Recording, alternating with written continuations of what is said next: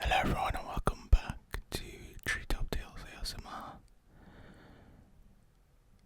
Tonight, I'd like to share another travel memory with you. This one takes us back to September of 2022 when I travelled to the Canary Island of Lanzarote for a short break in the sun. Unlike some of my other trips, this wasn't a journey filled with museums, historical sites, or detailed plans. In fact, one of the things I remember most clearly is how little planning we actually did beforehand. The trip was very much about relaxing, enjoying the warm weather, and spending time by the ocean. The journey began on the 22nd of September. Before we even reached the airport, there was already quite a bit of travelling involved. We first took a coach down to London's King's Cross before making our way to Gatwick Airport. After checking in and boarding our flight, we settled in for the journey south towards the Canary Islands.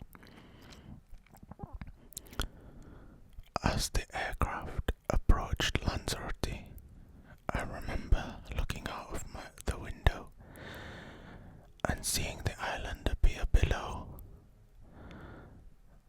The landscape looked completely different from anywhere I'd visited before. Dark volcanic terrain stretched across the island. The coastline curved around bright blue water, and the sunlight seemed much stronger than back home in the UK. After landing at César, Manrique airport, and collecting our luggage, we made our way toward our hotel. As we travelled across the island, one of the things I noticed was how unusual the landscape looked. Large areas were covered in dark rock and black sand. At the time, we weren't entirely sure whether some of it was volcanic ash or simply volcanic sand, but it gave the island a dramatic appearance, unlike anywhere I had visited before. Another surprise was seeing camels. As we travelled towards the hotel, we passed several of them, and it immediately made the island feel more unique. Seeing camels against a backdrop of volcanic terrain almost felt like we had travelled much further than Europe. Eventually, we arrived at Sandos Papagayo, the all-inclusive hotel where we would be staying. One of the first things I noticed was the incredible view. The ocean seemed to stretch endlessly towards the horizon. The weather was warm, the sky was clear, and there was a gentle sea breeze coming in from the water. The hotel itself was excellent because it was all-inclusive.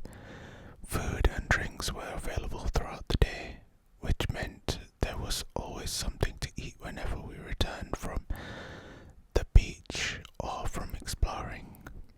I remember there being a huge variety of food available. Fresh fruit, pastries, cooked breakfasts, fresh salads, desserts, and more drinks than you could possibly need.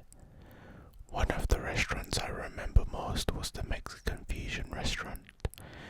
It offered something a little different from the main dining area and became one of my favourite places to eat during the trip. We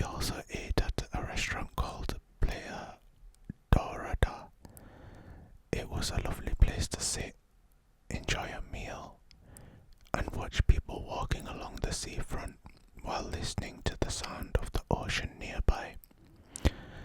The first full day was spent doing exactly what most people imagine when they think of a beach holiday: swimming, relaxing, and spending as much time as possible by the sea. The beaches in Lanzarote felt very different from those back home. The sand was warm beneath your feet, the sea was clear, and the weather made it very easy to lose track of time. While relaxing on the beach, I started noticing just how much wildlife there was around us. Tiny lizards would occasionally dart across the sand, moving so quickly that they almost disappeared before you could properly look at them. They seemed completely at home in the heat and sunshine. Watching them race across the beach became one of those small memories that stayed with me long after the trip ended. One thing I definitely underestimated was the strength of the sun. There was often a cool breeze coming from the ocean, which made it feel less intense than it actually was. Unfortunately, I learned that lesson the hard way. By the end of the day, I managed to get a surprisingly bad sunburn. At the time, it wasn't particularly enjoyable, but looking back on it now, it's one of those classic holiday mistakes that many people seem to make at least once. At one point, we decided it would be a good idea to rent a car and explore more of the island. Unfortunately, there was a small problem with this. I had forgotten my license. That immediately ended our plans of renting a car. Instead, we rented bicycles. At the time, it seemed like a reasonable plan. Unfortunately, they turned out to be city bikes, and within about 5 minutes, we found ourselves trying to ride through sandy areas where the bikes simply weren't designed to go. The wheels struggled, we struggled, and before long we realized that this wasn't quite the adventure we had imagined. The entire bike rental probably lasted less than 10 minutes before we gave up and returned them. Looking back now, it's one of the funniest memories from the trip. The following day was much more stressful.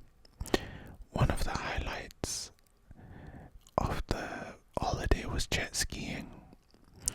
I'd always enjoyed being around the water, but speeding across the ocean on a jet ski was a completely different experience. The waves bounced beneath us, water sprayed into the air behind us, and the coastline looked incredible from out at sea. It was one of those activities that instantly puts a smile on your face. Later that day we went snorkelling. The atmosphere beneath the water was completely different from the excitement of the jet ski. Everything became quiet, peaceful, almost weightless. The water was remarkably clear, and before long we began spotting fish swimming around us. Some of them were bright orange and immediately reminded me of Nemo from Finding Nemo.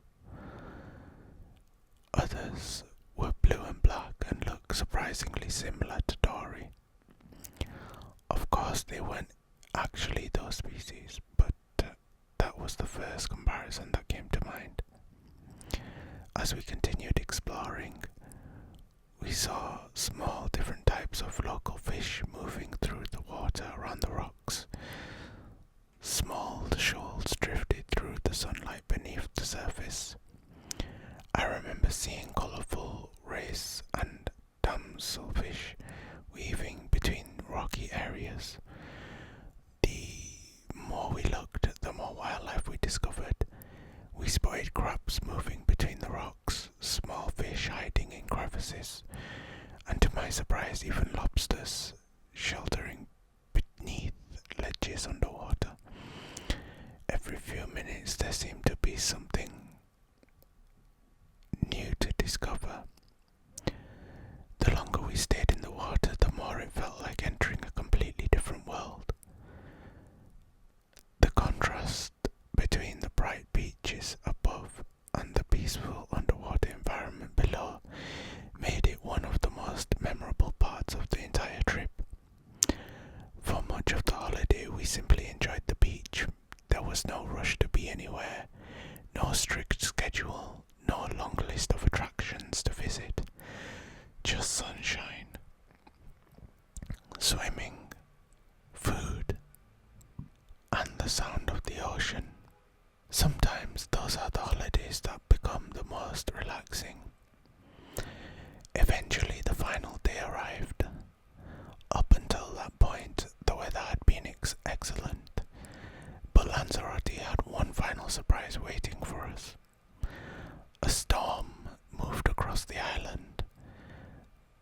skies darkened, the wind picked up, and the calm conditions we had enjoyed all week disappeared.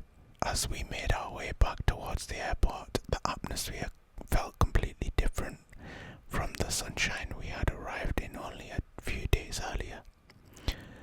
The flight home turned out to be one of the roughest parts of the entire trip. The turbulence was noticeable almost immediately. The aircraft shook far more than most flights I had experienced before. Every bump felt amplified after spending several days relaxing by the ocean. Fortunately, we arrived safely back in the UK.